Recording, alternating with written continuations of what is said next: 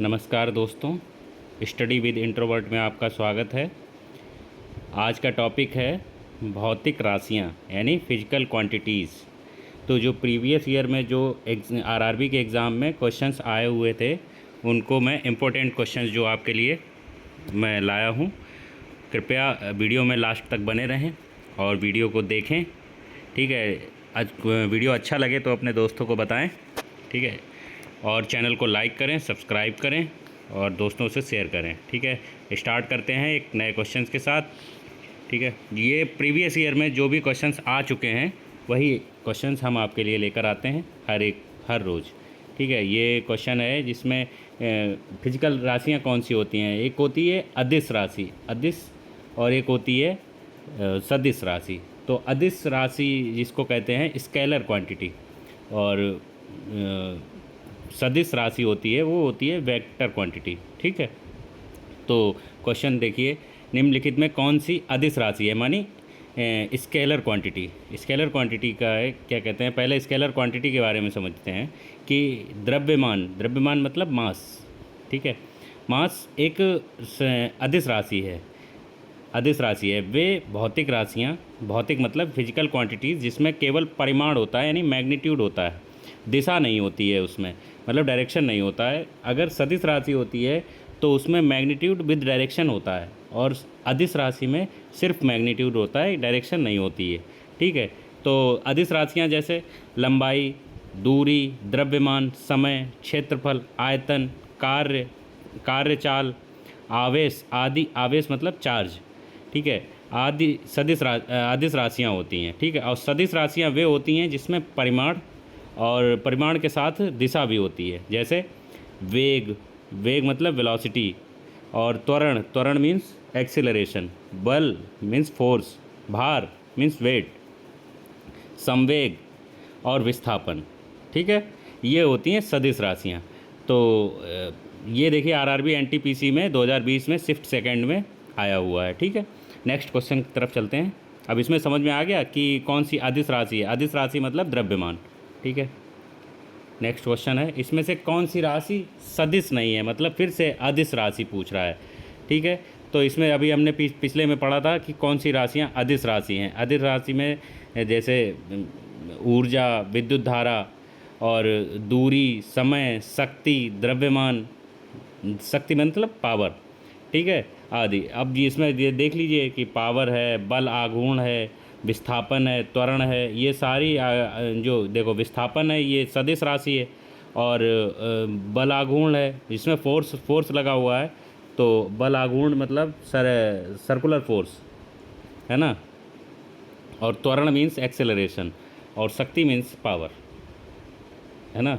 तो ये क्या हो गया कि शक्ति जो है वो अदिश राशि है, अदिश राशि है जो सदिश नहीं है, ठीक है।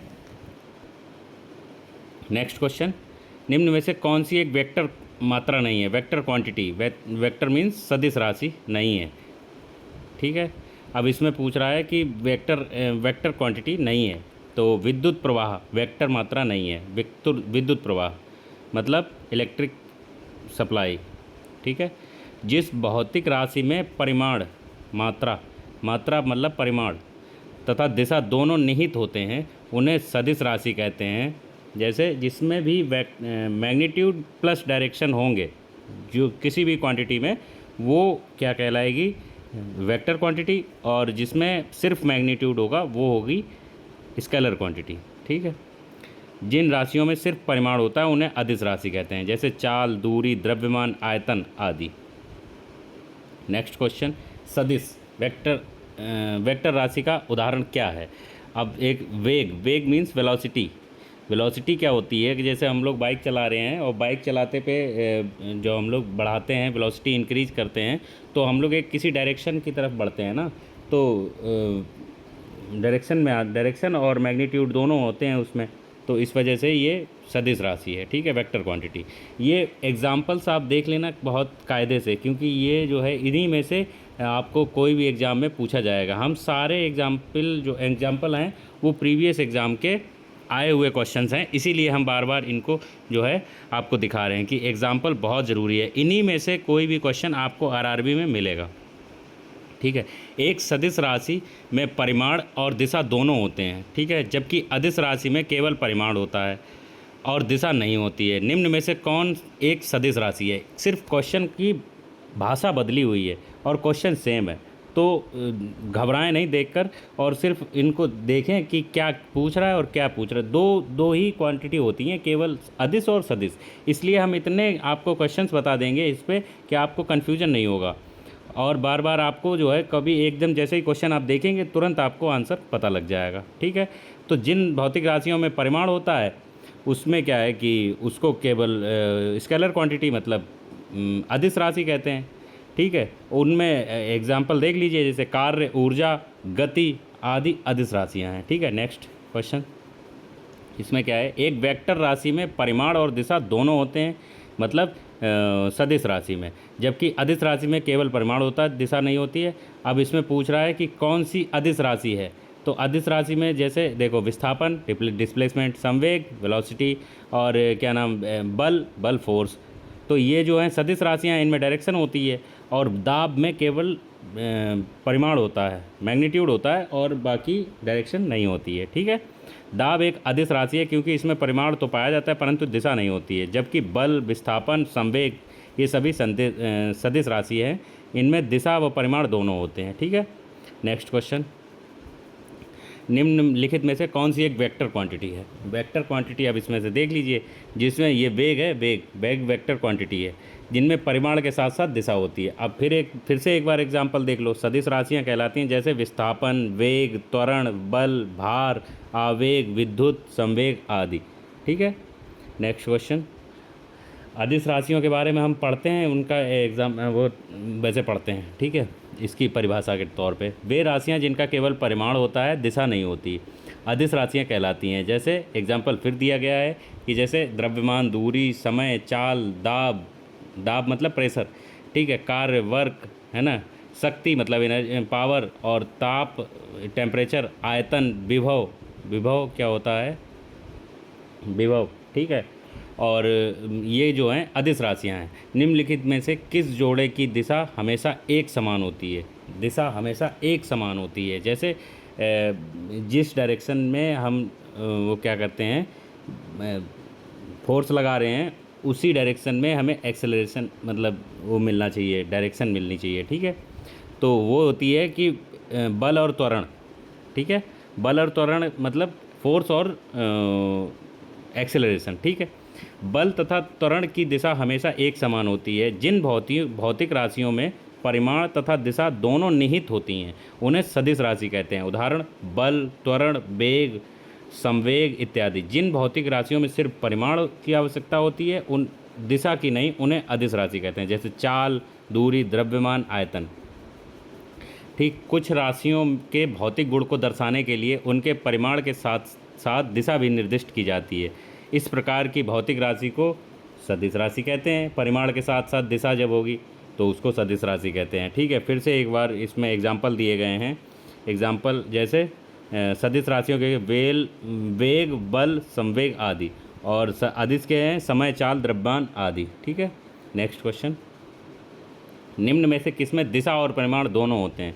दिशा और परिमाण जो होते हैं संवेग में होते हैं। संवेग एक सदिश राशि है, दिशा परिमाण जिसमें होगा वो सदिश राशि होगी। ये भी देखिए ग्रुप डी में पूछा गया आरआरबी के 2018 में, ठीक है। नेक्स्ट, निम्न में से अदिश राशि नहीं है, मतलब सदिश राशि देखना है तो सदिश राशि जैसे फोर्स, ठीक है। अब ये देखिए आरआरबी जेई का क्वेश्चन है, एकदम सिंपल सा क्वेश्चन। अब अगर कोई भी अदिश और सदिश राशि से संबंधित कोई भी आपको डाउट हो तो आप हमसे पूछ सकते हैं कि कौन सी राशि आपके पास कोई भी मतलब क्वांटिटी दी गई हो उसके बारे में आप हमसे पूछना चाहें तो पूछ सकते हैं, कमेंट करके आप पूछिए कि, और हम बताएंगे आपको। इतने एग्जाम्पल हमने दे दिए हैं वैसे कि जो आपको देखते ही समझ में आ जाएगा कि ये अदिश है या सदिश है, ठीक है, या वेक्टर है या स्केलर है, ठीक है।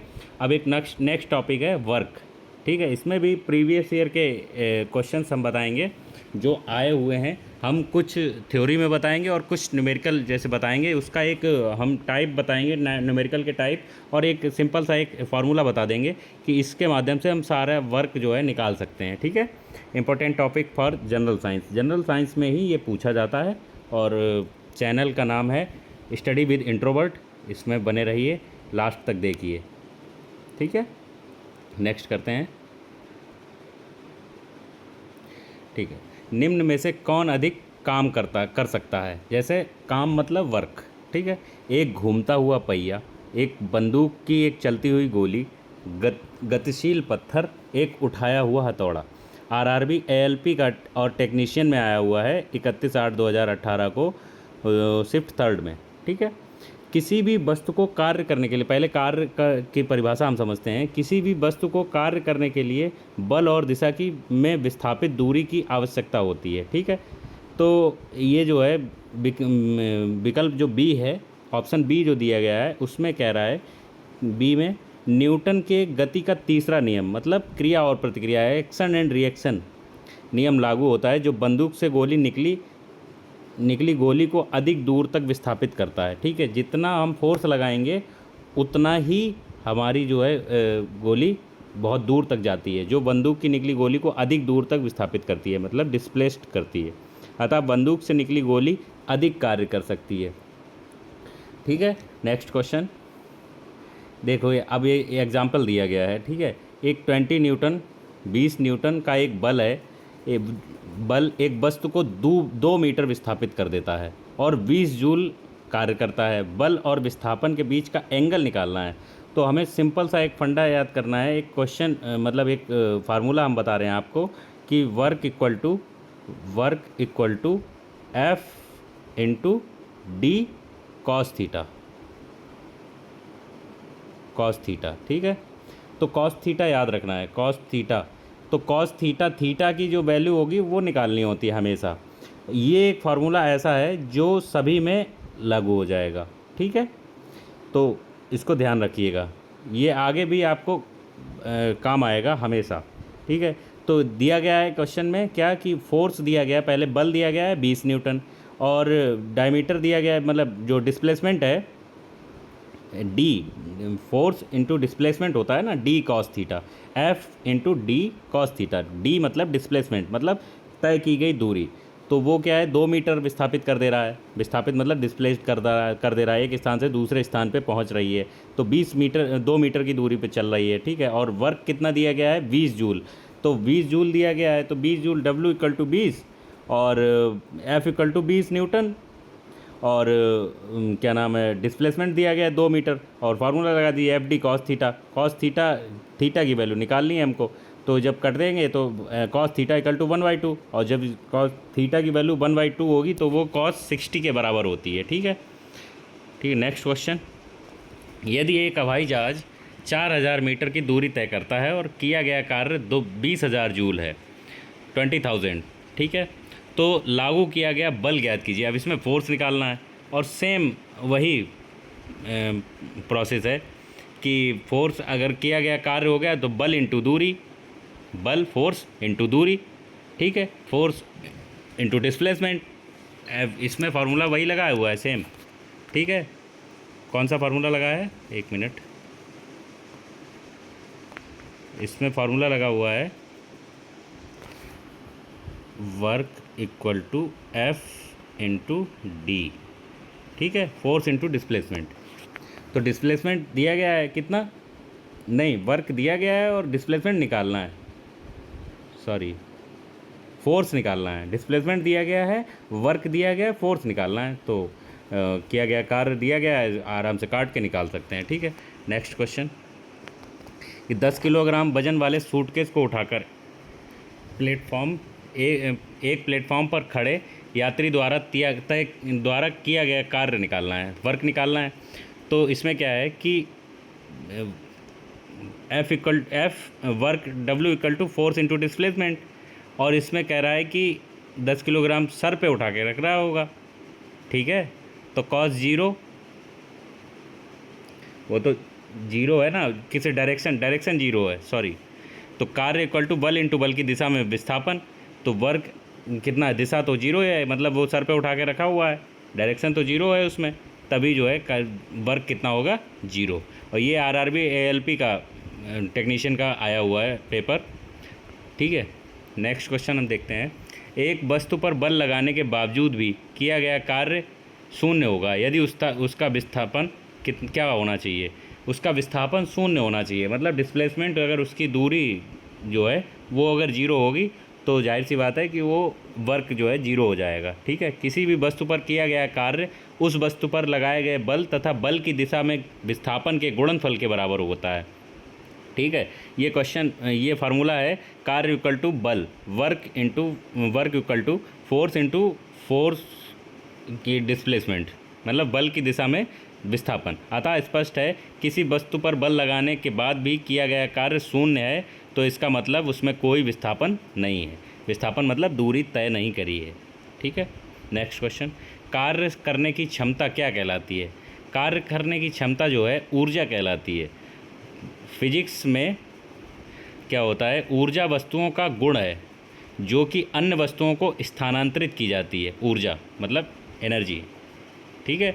एनर्जी होती है जो वस्तुओं का एक गुण होता है जो एक वस्तु से एक रूप से दूसरे रूप में ट्रांसफ़र होती है, ठीक है। तो स्थानांतरित की जा सकती है। जो ऊर्जा को विभिन्न रूपों में रूपांतरित किया जा सकता है। मुख्य रूप से किसी वस्तु अथवा कार्यकर्ता के कार्य करने की क्षमता को ऊर्जा ही कहते हैं। ऊर्जा ना तो स्थान घेरती है, ना ही ऊर्जा को हम देख सकते हैं, एनर्जी को हम नहीं देख सकते ना।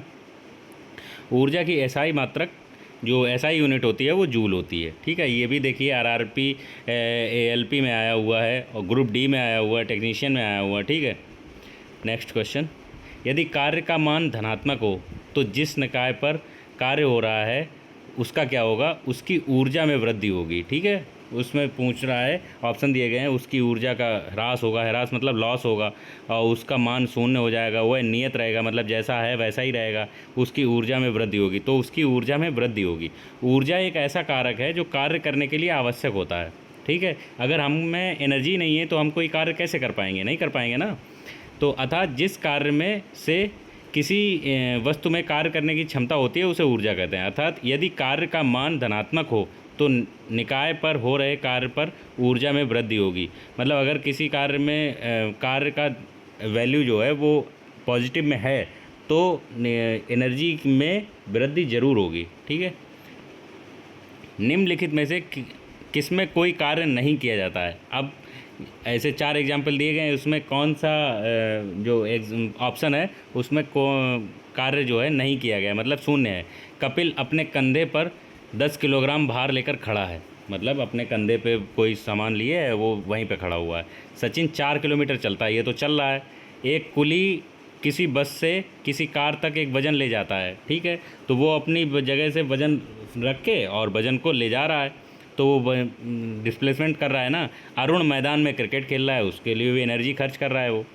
कपिल अपने कंधे पर 10 किलोमीटर भार लेकर खड़ा है, अतः स्पष्ट है कि भार बल नीचे की ओर लगा रहा है परंतु उसमें विस्थापन नहीं है, मतलब डिस्प्लेसमेंट नहीं है, उसने दूरी नहीं तय करी है, तो ऑप्शन नंबर 1 सही है होगा, ठीक है। नेक्स्ट क्वेश्चन, बल द्वारा किया गया कार्य धनात्मक होता है जब, अब देखिए इसमें ऑप्शन दिए गए हैं। बल विस्थापन बल की दिशा में होता है, विस्थापन बल के लंबवत होता है, आरोपित बल में कोई विस्थापन नहीं होता है, विस्थापन बल की विपरीत दिशा में होता है, तो option A is the correct answer. तो विस्थापन बल की दिशा में होता है। जब विस्थापन बल की दिशा में होता है तो बल द्वारा कार्य जो है वो पॉजिटिव में ही आता है, ठीक है। जब विस्थापन मतलब डिस्प्लेसमेंट जो है फोर्स की डायरेक्शन में होगा तो वर्क होगा ही होगा, ठीक है। नेक्स्ट क्वेश्चन, निम्न में से किस मामले में कोई कार्य नहीं होता है? कोई कार्य कब नहीं होगा? कि जब एक पवन चक्की कुएं से पानी निकाल रही है, ऑप्शन बी एक गधा अपनी पीठ पर वजन लेकर चल रहा है, सुमन एक पूल में तैर रही है, एक इंजन ट्रेन खींच रहा है, ठीक है। तो इसमें ऑप्शन आ जाएगा कि एक गधा अपनी पीठ पर वजन लेकर चल रहा है। इस मामले में कोई कार्य नहीं हो रहा है। क्यों नहीं हो रहा? क्योंकि गधा जो है अपनी पीठ पर वजन लेकर चल रहा है तो एक एंगल बन रहा है, वो क्या है, चल तो रहा है लेकिन एंगल बना रहा है वो 90 डिग्री का बना रहा है, और cos 90 की वैल्यू 0 होती है, तो पूरा वर्क जो है वो 0 आ जाएगा, ठीक है। नेक्स्ट क्वेश्चन, जब विस्थापन प्रयुक्त बल की दिशा के लंबवत हो तो बल द्वारा किया गया कार्य हमेशा शून्य होता है। लंबवत अगर होगा तो 90 डिग्री का कोण बनेगा, और कोण 90 डिग्री का हो तो cos 90 इक्वल टू 0 होता है, और साइन 90 इक्वल टू 1 होता है। तो साइन का इसमें है ही नहीं, कोई रोल नहीं है। तो इसमें cos का रोल है। cos 90, जब भी 90 डिग्री का कोण बनेगा, आप सर पे जैसे एक कुली है, कुली अगर सर पे वजन रख के आपका सूटकेस रख के चल रहा है कि हमने कुली ने आपका सामान प्लेटफॉर्म से लिया और आपकी गाड़ी तक उसको छोड़ने गया। अब आप उसको पैसे देते हैं कि वो कहेगा कि हमने काम किया है और आपको आप पैसे दीजिए, लेकिन आप उस समय उसको पैसे ना दीजिए क्योंकि उसने काम तो किया ही नहीं है, क्योंकि वो सर पे रख के लाया है। तो ऐसे में 90 डिग्री के एंगल बन रहा है ना, आप उसको बताइए अपनी फिजिक्स की भाषा में कि हाँ आपने तो कोई काम ही नहीं करा है यहाँ पे, तो वो तुम्हें मारेगा और अलग से। ठीक है, तो ये जब 90 थीटा की वैल्यू जब 90 डिग्री आती है, राइट एंगल कोण बनता है, तो उसमें जो है हम जो वर्क होता है वो 0 होता है। ठीक है, नेक्स्ट क्वेश्चन। किसी वस्तु पर किया गया कार्य निर्भर करता है, किस पर निर्भर करता है? अब इसमें ऑप्शन दिए गए हैं और इनमें से सही करना है, क्या क्या क्या मतलब किस चीज़ पे निर्भर करता है कार्य। तो विस्थापन पर, हाँ बिल्कुल विस्थापन पर करता है। बल और विस्थापन के बीच कोण पर बिल्कुल करता है, अभी हम कॉस थीटा के बारे में बता रहे थे। तो प्रयुक्त बल पर, हाँ जो हम फोर्स लगाते हैं वो उस पर तो करता ही करता है। वस्तु के द्रव्यमान पर वर्क असर नहीं करता है। क्यों? क्योंकि उसकी डायरेक्शन नहीं होती है ना। द्रव्यमान आप 1 किलो ले जाएं, चाहे 10 किलो ले जाएं, चाहे 1 कुंटल ले जाएं, लेकिन वर्क तो वर्क में ही गिना जाएगा ना। और विस्थापन मतलब डिस्प्लेसमेंट, वो तो चलना तो पड़ेगा ही। तो option D is the correct answer. जब किसी पिंड पर, पिंड मतलब ऑब्जेक्ट हो गया, ऑब्जेक्ट पर बल आरोपित किया जाता है, फोर्स लगाया जाता है, तो वह ऑब्जेक्ट अपने स्थान से विस्थापित हो जाता है, मतलब अपने जगह स्थान से हट जाता है, अपनी जगह से हट जाता है और मतलब कुछ दूरी तय करता है। उत्पन्न विस्थापन और आरोपित बल, उत्पन्न मतलब जो हमने दूरी तय करी है बल लगाने के बाद में, बल द्वारा पिंड पर किया गया कार्य कहलाता है। जैसे जब हमने एक ऑब्जेक्ट को फोर्स लगाया, उसने कुछ दूरी तय करी, तो जो पिंड द्वारा जो उसने क्या करा है कि दूरी तय करी है, तो उसका जो डिस्प्लेसमेंट होता है, और फोर्स इनटू डिस्प्लेसमेंट मतलब बल और विस्थापन दोनों को मल्टीप्लाई करके हम कार्य निकाल सकते हैं। ठीक है, नेक्स्ट क्वेश्चन। कार्य तभी हो सकता है जब क्या हो, ऊर्जा हो, तभी तो कार्य होगा। ठीक है, नेक्स्ट क्वेश्चन। जब बल विस्थापन किसकी दिशा में होता है? बल की विपरीत दिशा में। तो बल द्वारा किए गए कार्य को ऋणात्मक माना जाता है। अच्छा, ये वो करना है, मतलब फिल इन द ब्लैंक करना है। जब विस्थापन होता है तब तो बल द्वारा किए गए कार्य को ऋणात्मक माना जाता है। किए गए कार्य को ऋणात्मक कब माना जाता है, ये बताना है। तो बल की दिशा में लंबवत होता है? नहीं। संवेग की दिशा में होता है? नहीं। बल की दिशा में होता है? नहीं। बल की विपरीत दिशा में अगर वो हो रहा है, जैसे इस तरफ हम नॉर्थ में, एक मिनट हम ऐसे समझाते हैं, सॉरी।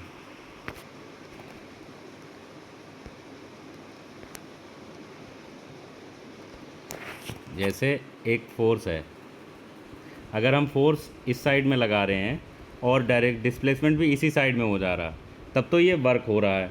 और अगर हम फोर्स इस साइड में लगा रहे हैं और डिस्प्लेसमेंट भी इस साइड हो रहा है, तो वर्क शून्य हो जाएगा, मतलब निगेटिव में आएगा, ऋणात्मक आ जाएगा। ठीक है, ये होता है उसको समझने का। तो बल की विपरीत दिशा में अगर डायरेक्शन डिस्प्लेसमेंट होगा तो वर्क जो है ऋणात्मक आएगा, हमेशा निगेटिव आएगा। जब बल लगने से किसी ऑब्जेक्ट या वस्तु के विस्थापन बल की विपरीत दिशा में होता है, तो बल द्वारा किए गए कार्य को ऋणात्मक माना जाता है। बल जो है, फोर्स एक जो होती है वो वेक्टर क्वांटिटी होती है, और न्यूटन के गति के द्वितीय नियम के अनुसार बल संवेग परिवर्तन के अनुपाती मतलब डायरेक्टली प्रोपोर्शनल होता है। कि जो न्यूटन का जो नियम है, न्यूटन का सेकंड नियम क्या होता है कि उसमें क्या है कि जिस बल और संवेग में परिवर्तन, मतलब डिस्प्लेसमेंट के जो परिवर्तन होता है ना, वेलोसिटी, वो एक डायरेक्टली प्रोपोर्शनल होते हैं। अगर फोर्स बढ़ाएंगे तो वेलोसिटी भी इंक्रीज़ करेगी। ठीक है, ये जो है जब वस्तु का विस्थापन बल की दिशा में ही होता है तो कार्य जो है हमेशा पॉजिटिव आता है, तब तो पॉजिटिव समझा जाएगा। अगर फोर्स की डायरेक्शन में डिस्प्लेसमेंट नहीं होगा, उसके अपोजिट डायरेक्शन में डिस्प्लेसमेंट होगा, तो कार्य नहीं आएगा। ठीक है, कार्य नहीं माना जाता है। ठीक है, और वीडियो में बने रहने के लिए धन्यवाद। आज के लिए बस इतना ही। चाहे अगर वीडियो अच्छी लगी हो तो लाइक करें, और आपको कुछ भी इसके बारे में पूछना है तो कमेंट करके पूछिए।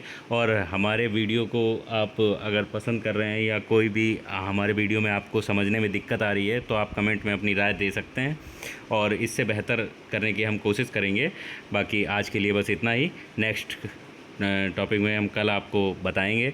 आरआरबी के लिए जनरल साइंस के एक बेहतरीन टॉपिक हम आपको लेकर आएंगे, जो एग्ज़ाम्स के लिए बहुत ही महत्वपूर्ण होने वाली है। तो प्लीज़ चैनल को लाइक करें, शेयर करें, सब्सक्राइब करें। जो भी आपके दोस्त फ्रेंड जो भी हैं, जो आरआरबी की तैयारी कर रहे हैं या किसी और कंपटीशन एग्ज़ाम की तैयारी कर रहे हैं, वो चैनल से जुड़ें। ठीक है, थैंक यू।